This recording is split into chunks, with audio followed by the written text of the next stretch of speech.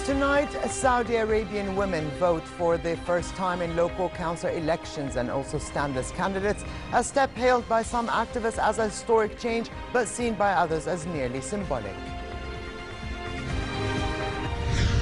Senior officials on both sides of the civil war in Yemen said a one-week ceasefire will start on Monday, the day before planned UN-sponsored peace talks in Switzerland. And the French foreign minister presents a landmark global climate accord, a historic step towards transforming the world's fossil fuel-driven economy within decades and turning the tide on global warming.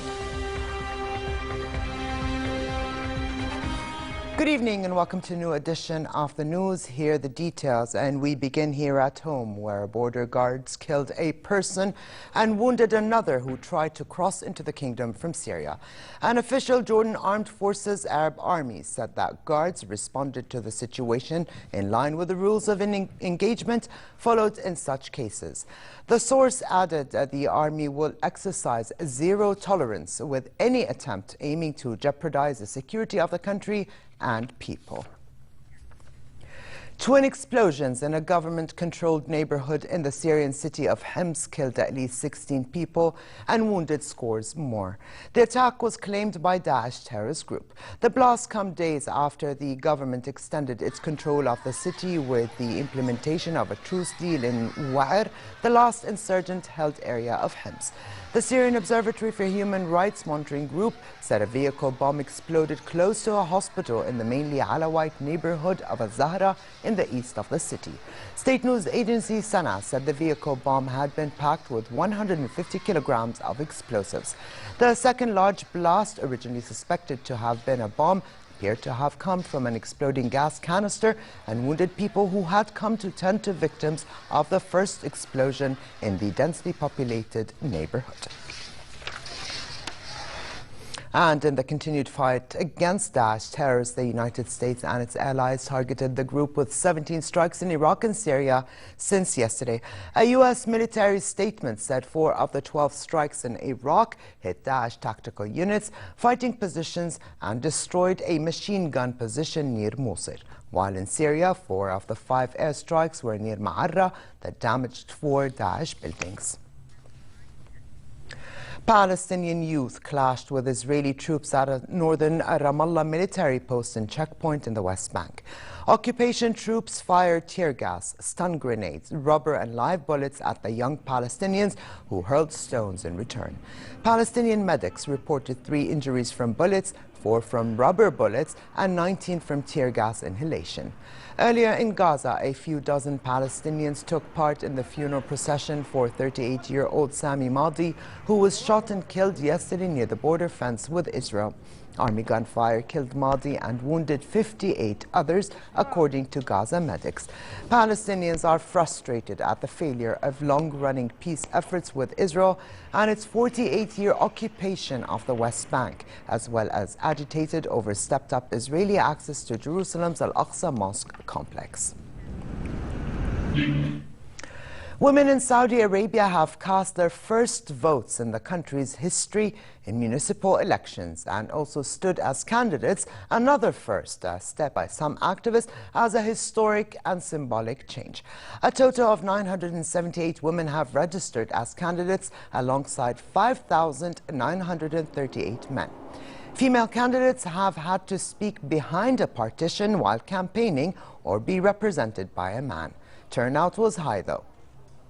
The election, which follows men-only polls in 2005 and 2011, is for 2/3 of seats on councils that previously had only advisory powers, but will now have a limited decision-making role in local government. Elections themselves are a rare thing in Saudi Arabia. Today's will be only the 3rd time in history that Saudis have gone to the polls. The decision to allow women to take part was taken by the late King Abdullah and is seen as a key part of his legacy. The incremental expansion of voting rights has spurred hopes of eventually carrying out further reforms to open up the political system. Of course, I came to support one of the female candidates. This is great news. It gives us hope for the future that women can participate in all sectors in Saudi Arabia. As a woman, I need some services, some needs in my neighborhood, like nurseries for long time. I need social centers for youth and retirement like this. So maybe the women can concentrate more than men in this needs. A 7-day ceasefire in Yemen will start on Monday, the day before planned UN-sponsored peace talks in Switzerland. Speaking at a news conference in the Yemeni capital Sana'a, Houthi spokesman Mohammed Abdessalam announced that based on what had been agreed upon, there will be a halt of the aggression on the 14th of this month. Yemen's new foreign minister Abdel Malik al-Mikhlafi, who will also lead President Abd Rabbu Mansour Hadi's delegation to the UN talks, confirmed that the ceasefire would start in a couple of days. The United Nations has invited Hadi's government and the Houthis to peace negotiations after the two sides agreed a draft agenda and ground rules for the talks. A previous round of peace talks in June failed to reach an agreement, with both sides accusing each other of failing to offer compromises to end the conflict. But both sides now say they are determined to end the crisis that had devastated the country and displaced hundreds of thousands of people. U.S. President Barack Obama said that all Americans have shown what it means to be strong in the face of terrorism, but urged them to stay vigilant after last week's attack in San Bernardino, California. In his weekly address, Obama pledged that he will review efforts across entire government to prevent attacks and protect America. He also reassured American Muslims that they are all part of the same American family. His call came in the wake of Republican presidential frontrunner Donald Trump's proposal to ban Muslims from entering the United States. The Obama administration has said the fight against extremism requires the nation to build relationships with Muslims, not alienate them. Political leaders across the spectrum, Democrats and Republicans, liberals and conservative, are standing up forcefully for freedom of religion. Churches and synagogues are reaching out to local mosques, reminding us that we are all God's children. Grateful citizens are saying thank you to our patriotic Muslim American service members and veterans. Some of our greatest sports heroes have reminded us why they're true champions and voices for tolerance and understanding. Across the country, Americans are reaching out to their Muslim friends, neighbors, and co-workers to let them know we're here for each other. I think of the woman in Texas carrying a sign saying, "We love our Muslim neighbors." That's the message I hope every Muslim American hears, that we're all part of the same American family. And Saudi Prince Al-Walid bin Talal has called Donald Trump a disgrace to the United States following his call for a ban on Muslims entering the country and demanded the Republican frontrunner withdraw from the U.S. presidential race. Trump triggered an international uproar when he made his comments in response to last week's deadly shootings in California by two Pakistani Muslims. Addressing Trump on his Twitter account and referring to the Republican Party, Prince Al-Walid said, "You are a disgrace not only to the GOP, but to all America." He added, "Withdraw from the U.S. presidential race as you will never win." Trump's comments have already cost him business in the Middle East, with a major chain of department stores halting sales of his glitzy Trump home line of lamps, mirrors, and jewelry boxes. Dubai real estate firm Damac, which is building a $6 billion golf complex with Trump, also stripped the property of his name and image. Climate activists and civil society members welcomed a landmark global climate accord presented by French Foreign Minister Laurent Fabius, but expressed doubts on how the objectives set would be achieved. In a win for a broad coalition of ambitious nations, the agreement would set a tougher goal for limiting the rise in global temperatures to well below 2 degrees Celsius. Nations would have to reach a peak in greenhouse emissions as soon as possible and achieve a balance between output of man-made greenhouse gases and absorption by forests or the oceans by the second half of this century. Here's more. After weeks of negotiations, diplomats in France unveil a landmark deal to tackle climate change and reduce greenhouse gases. If adopted, The accord will aim to limit the rise in global temperatures to less than 2 degrees Celsius, the level scientists say is needed to avert the worst effects of global warming, including severe droughts and rising sea levels. French Foreign Minister Laurent Fabius called it a balanced and legally binding agreement, his voice shaking as he remembered those who were not present to see the results of years of hard work. I have a special thought for all those ministers, negotiators, activists who would have wanted to be here for this likely historic occasion, but who acted and fought without being able to see this day. Mais qui ont agi et lutté sans pouvoir connaître ce jour. The draft now awaits a vote from the delegates representing almost 200 countries who are gathered in France. Watching closely are these demonstrators in Paris who are hoping the deal is adopted. We will die if we don't end climate change. I haven't come here for action, I've come here to pray. That's all that's left now, is prayer. A prayer for a deal that, if finalized, would bring both rich and poor nations together for the first time in over 2 decades in the fight against global warming. Frank Sinatra, whose extraordinary voice made him the most recognized and imitated ballad singer of the century, would have been 100 years old today. Sinatra died at the age of 82 on May 14, 1998, after a 60-year career in which he rose from high school dropout to American legend. He spent only 47 days in high school and never had the patience to learn to read music. His solo recording career began in 1939, and when his music career hit a slump in the late 40s, it was a role in the wartime drama From Here to Eternity and a subsequent Best Supporting Actor Oscar that once again put him atop of the entertainment industry.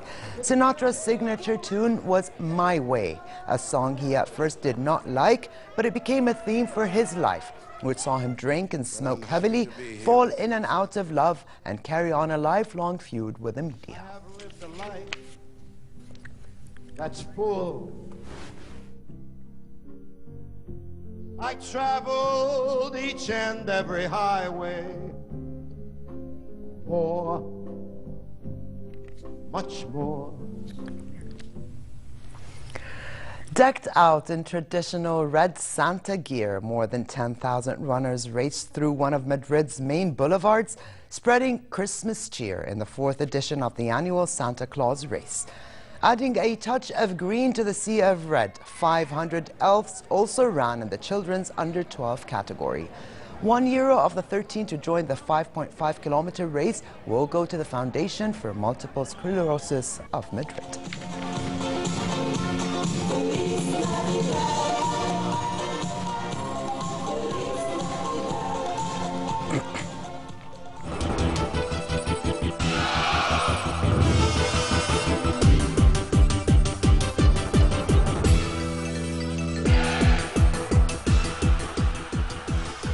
When Barcelona coach Luis Enrique said a resurgent Deportivo La Coruna could pose a threat in their La Liga match, he knew what he was talking about. Barcelona let a 2-goal lead slip with late strikes from Lucas Perez and Alex Bergantinos, giving Deportivo La Coruna a 2-2 draw in La Liga this evening. A Lionel Messi free kick and a bullet strike from Ivan Rakitic put Barca comfortably in control, but they eased up in the closing stages and Deportivo took advantage.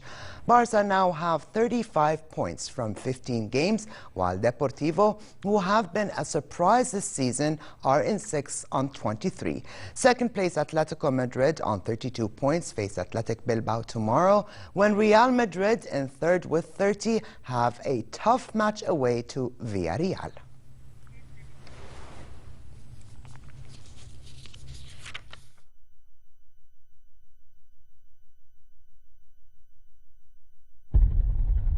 Germany's David Strassmann emerged victorious in the FAI World Air Games hot air balloon competition in Dubai, beating 67 other pilots to claim the gold medal. Among the landmarks competitors flew over were the Palm and Burj Khalifa. Fans at the event were treated to various air displays and stunts, including parachuting, skydiving, and even wing walking.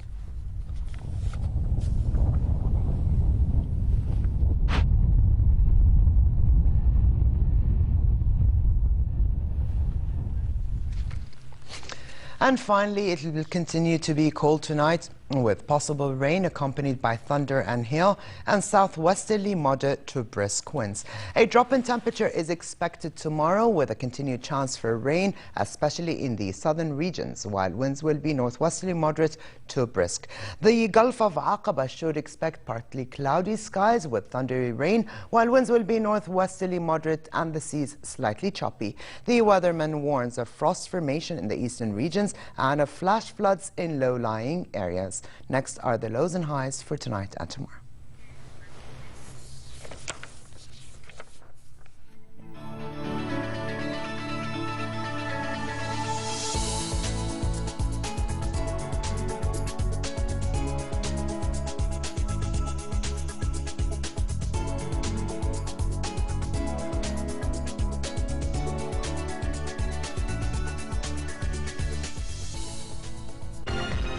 And to close, here's a reminder of the day's top stories. Saudi Arabian women vote for the first time in local council elections and also stand as candidates, a step hailed by some activists as a historic change, but seen by others as merely symbolic.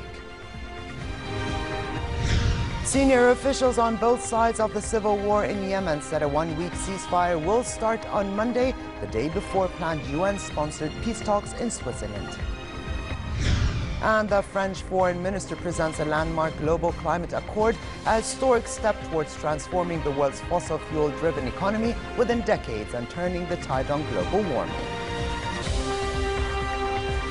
And with this, we come to the end of this edition of the news. I'm Ali Tuqan. Thank you for joining us and have a good night.